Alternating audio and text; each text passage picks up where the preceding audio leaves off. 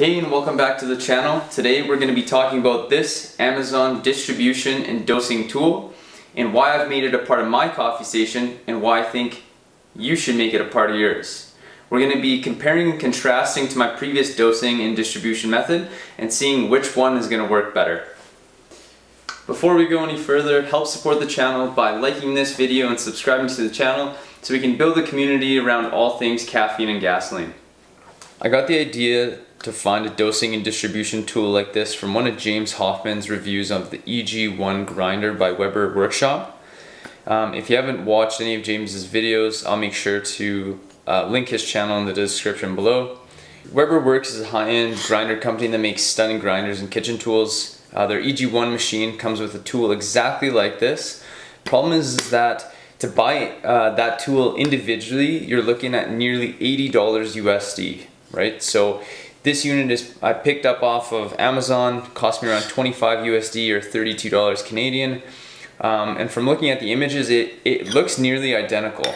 The build quality is really good. It's all aluminum. There's no sharp edges that you can catch your fingers on. And there's no signs of kind of sloppy craftsmanship whatsoever. So all in, I think this is a pretty good deal for something that is nearly identical to some, for a quarter or half the price. And that's 80 USD without shipping. So you can really think of this as about a fraction or a quarter of the price of the Weber Works version. And the unique thing about this dosing cup is that the bottom of it essentially comes out. So what happens is your grinds kind of fall in, you put the lid on, the lid keeps that piece in the middle inside, you give it a quick shake to kind of break up any clumps, you put this on your portafilter, like so, and then you're able to essentially take the middle out and let everything funnel into your portafilter. So I thought this was kind of a cool idea because a lot of my problems come from making a mess using this dosing cup and funneling and distributing my grounds into my portafilter.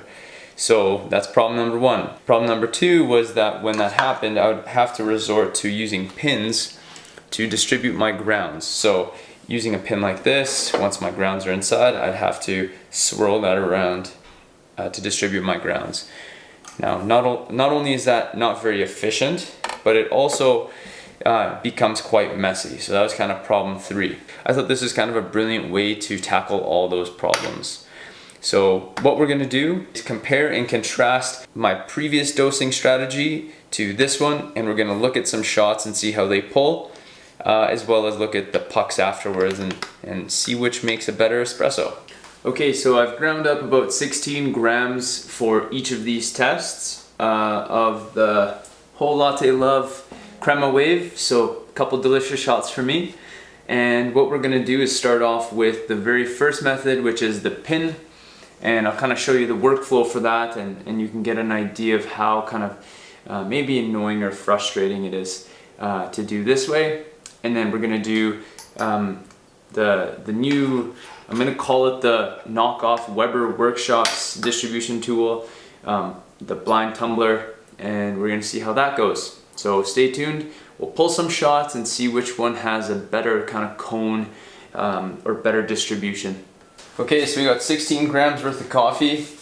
We're about to start the timer, we're going to see how long this takes, and then we'll go right into a shot. So, and begin.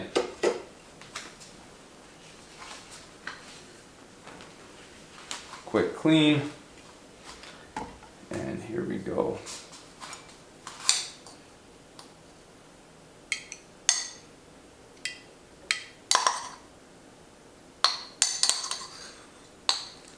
All that stuff in. What I'm using is a 20-gram basket because I think the 20-gram basket will really highlight any distribution inconsistencies better than the original Gaggia Classic basket, which kind of funnels the water directly into the middle. But you might not see as much spillage, obviously, because it's less grounds in the basket, so it doesn't seep over the edges. But even doing this, a couple grounds just fell out. So that actually looks pretty well distributed. Okay. Tap. Nice and solid.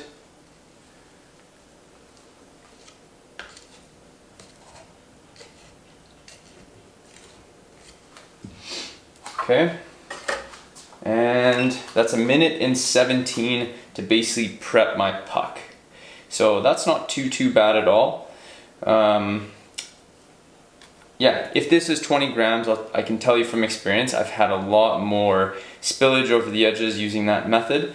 But yeah, that's pretty good. So not too shabby at all. Let's get the GoPro over here. And we are ready to roll.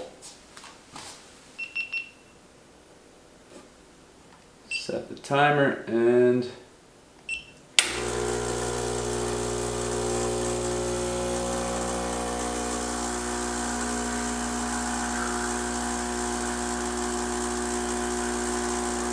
pretty good. Look at that cone. Holy. Beautiful. Oh, it's quick.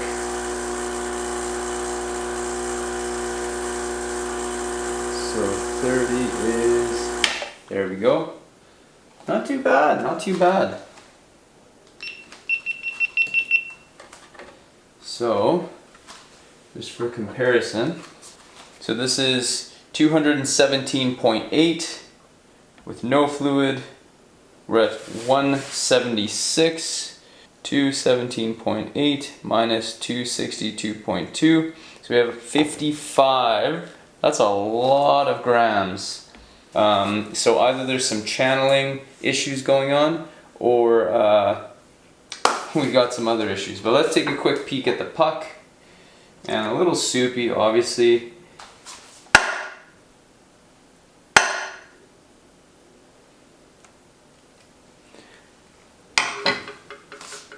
The puck is quite soft, so one way or the other, maybe it was because it was in a smaller basket. You can see it's still pretty soupy. Fair enough.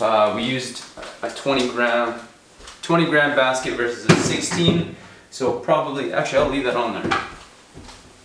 And we'll take a look at the other puck. Alright, so now we're going to try our other distribution tool and see how this goes. And I'll start the timer and begin. Clean that up. Perfect. And this is kind of what I like about this one. So I just dump all my stuff in there. Put that on top. Oh, actually, before we even do that, shake it up. Put that on top. Take that guy off. Sometimes I'll even rest it on here. Let that all the way out. Swirl that around. Tap, tap, tap.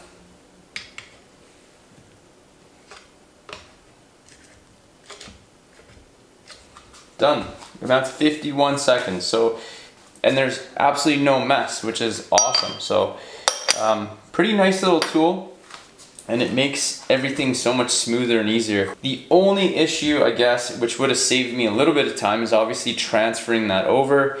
But the reason why that can't be done, I can't actually put this underneath here, is because of this little nipple that actually doesn't fit underneath the grinder. So technically the dosing cup would, but because the nipple's in the middle, it actually would touch the bottom of the rock grinder. So that's why I have to do that little extra step of transferring. If that thing was a little bit lower, or maybe this was a little bit more elevated, creating more space in the actual container, it'd be literally the perfect tool. We're gonna lock this baby in place. Shazam.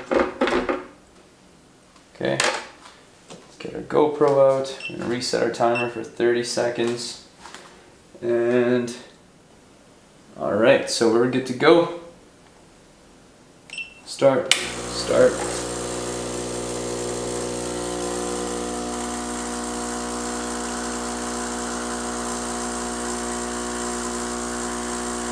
Looks pretty good. Nice big cone on there. 16 seconds in.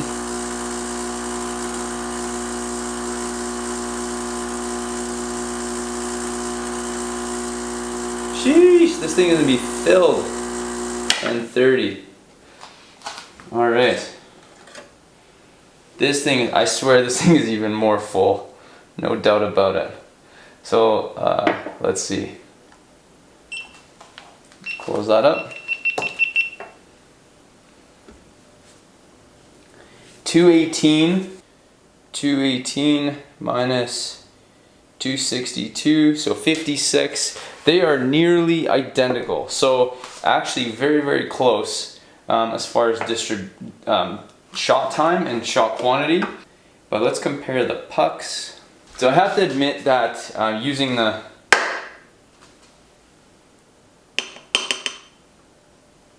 using the 20-gram basket probably isn't the best bet, but let's see.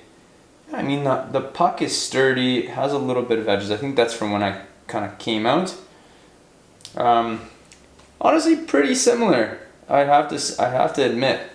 Now, this test, I guess, isn't everything, because my biggest concerns when I got this distribution tool were that I made a mess.